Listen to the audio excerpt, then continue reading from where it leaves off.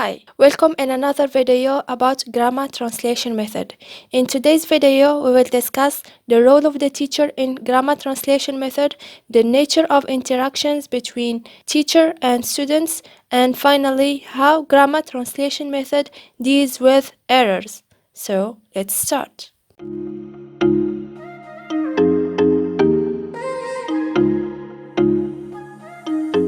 Before we can start, I want to introduce to you the main characters that we will be using during our videos. This is me as a teacher represented with a T, and this is a student represented with S. We can start now by discussing the role of the teacher in grammar translation method. So, to start with, classwork is highly structured with the teacher controlling all activities. That is to say, this is me as the teacher. I will have the supreme power in the classroom. All activities are supervised by me, and all what's happening in the classroom is under my control.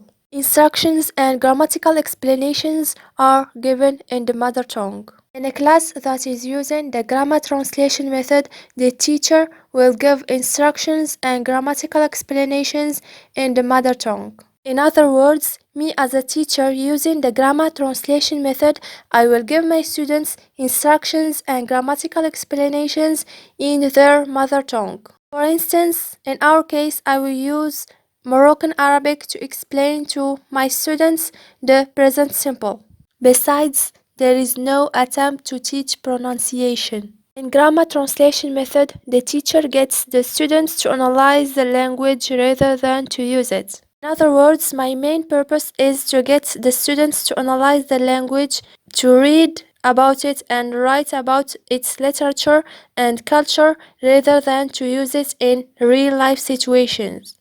The teacher involvement is rarely necessary, and the teacher who is not fluent in the target language, especially English, is able to teach by using this method. We suppose I'm your teacher.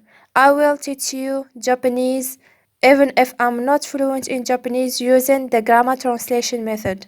Moving now to the nature of interactions in the grammar translation method. We will start by the teacher-student interaction. The grammar translation method is one-way interaction. That is, most of the activities in teaching-learning process are coming from the teacher. In this method, the teacher is the main resource for teaching and learning. And for the students, they just give questions to the teacher if they do not understand the meaning of words. So, if I am your teacher, I am the main source of knowledge and information, and you can just be allowed to ask me questions if you do not understand something. A word, for example, or a grammatical rule, and I will explain it to you using your mother tongue.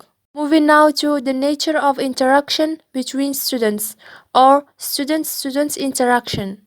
There is little interaction between students, and mostly they never make an interaction in teaching-learning process. Consequently, the students never communicate about the lesson, and their knowledge is merely from the teacher. Now we can discuss how the grammar translation method handle students' feelings and emotions. In brief and in simple terms, feelings and emotions are neglected. The grammar translation method is very classical, and the teacher does not care with the students' feelings and emotions, because in this method there is no principle related to handling this area. Because of that, the relationship between the teacher and students is not so close, since the students consider the teacher as something that is extremely formal that cannot be invited for fun or joking. So using this method as a teacher, I will be so formal for my students. Finally, we can talk about errors and how grammar translation method deals with errors. In grammar translation method, accuracy is considered to be a necessity. The teacher will directly revise the students' errors. Actually, this way might be good because the students know their mistakes directly. But it affects the students' confidence to produce the language because they are afraid they make mistakes in classes.